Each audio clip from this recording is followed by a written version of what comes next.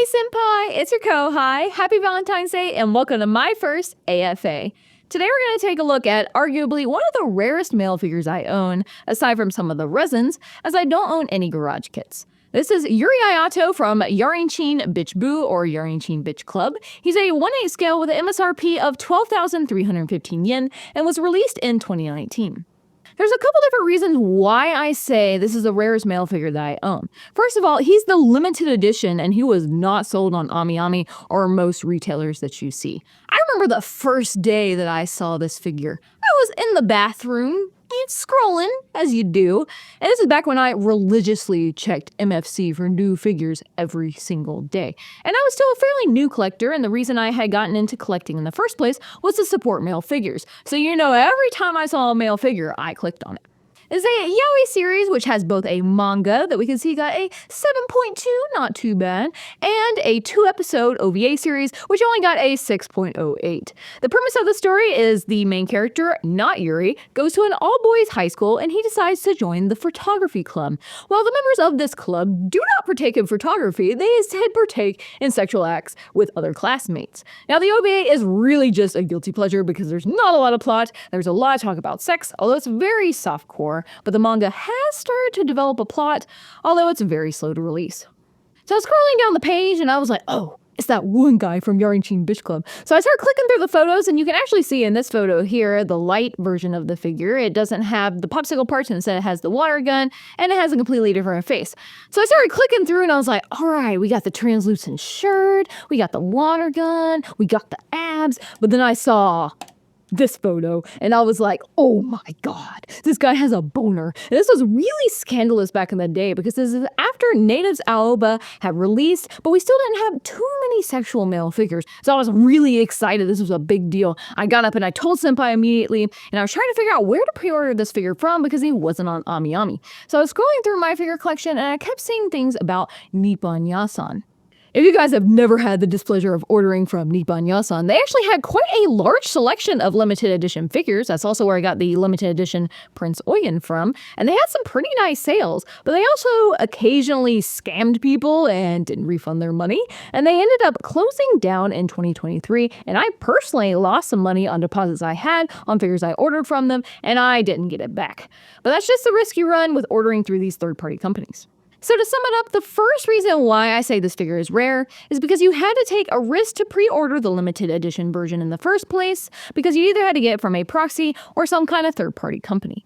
This figure is also from a very niche anime series, and it's the only pre-painted figure from that series, and has gained a lot of popularity over the years. This figure is also manufactured by Toyworks, which does not make figures anymore, making re-release very unlikely unless the distributor Chara Ani decided to do so. On top of that, yaoi has become more normalized and way more popular, which has increased demand while the supply is low, making this a very sought-after figure and very expensive. Where can you find this figure nowadays? Unfortunately, not many places. If we look on buyfinder.moe, we can see it says the current average price is around 91,500 yen, which is almost a 650% markup from MSRP, which is absolutely ridiculous. It's also not really accurate, though. We can see the figure is listed on 2 websites. On eBay, there are actually 2 Japanese sellers trying to sell the same figure. One has it listed for $899, and the other one has it listed for $840. I guess if I had to choose, I would choose $840, but I would also never pay that much for this figure. The cheapest listing is on MFC for $360, but it does not come with the box and it is damaged as there are black specks on both the shirt and the torso. If we look at the MFC statistics of all time, we can see on average people paid about $462.50 in USD.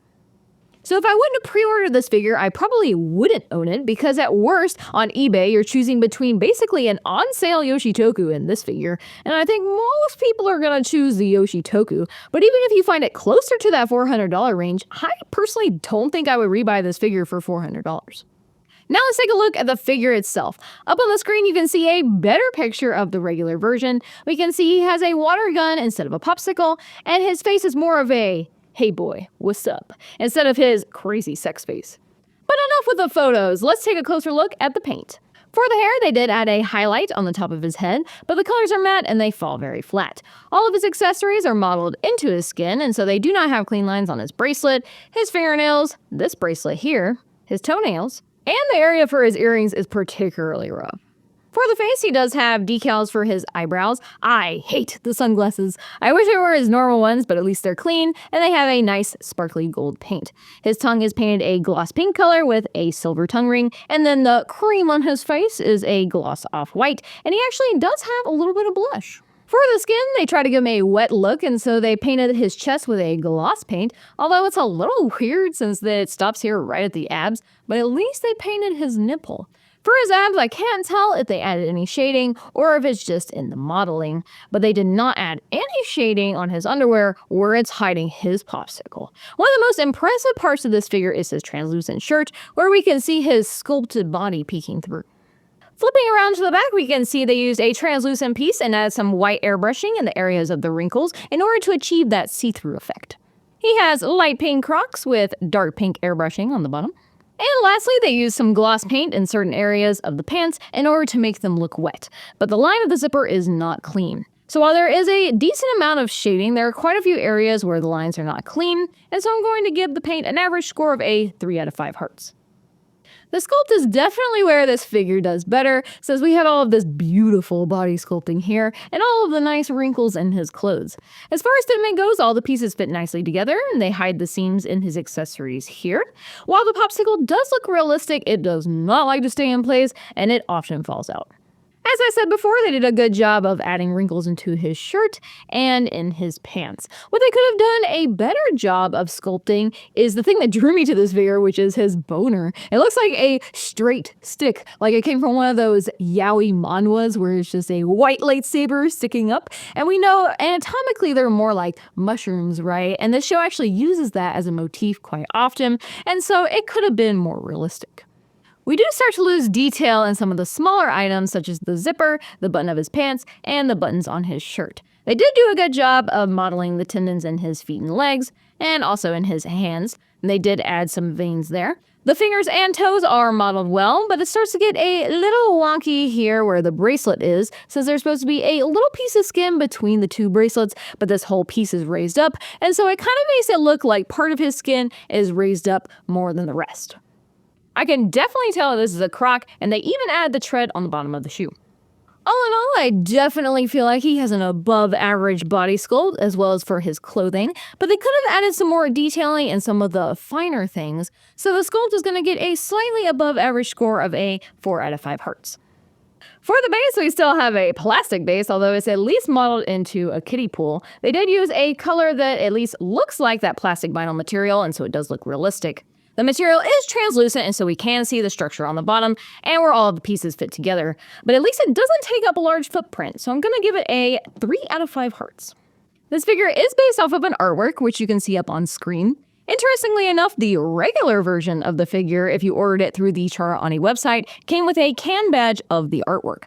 I do feel like this figure matches the artwork pretty well, but there are a few differences. In the artwork, we can see his eyes through his sunglasses, but in the figure we cannot.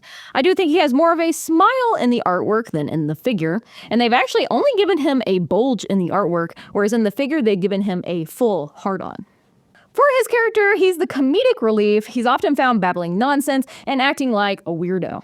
They definitely got his body sculpt down, and he's the raunchiest member of the club, so he definitely would have no problem being splayed out like this. I do feel like they captured his 2 different faces, since he can go from crazy and weird to serious in 2 seconds. If you know the scene I'm talking about, you know.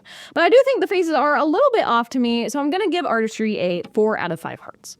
For value, I talked about this in the beginning of the video. If this was 2019 and I could find a lewd male figure for only $100, I would say, heck yeah, this is a 5 out of 5 hearts. But in today's market, there's no way I would pay a minimum of $500, so it's gonna get a 1 out of 5 hearts. All in all, what drew me to this figure in the first place was his boner, so he is certified rock candy, and he would definitely be my V-Day treat. Well, that's it for today's video. If you like this kind of content, please subscribe. Until next time, bye!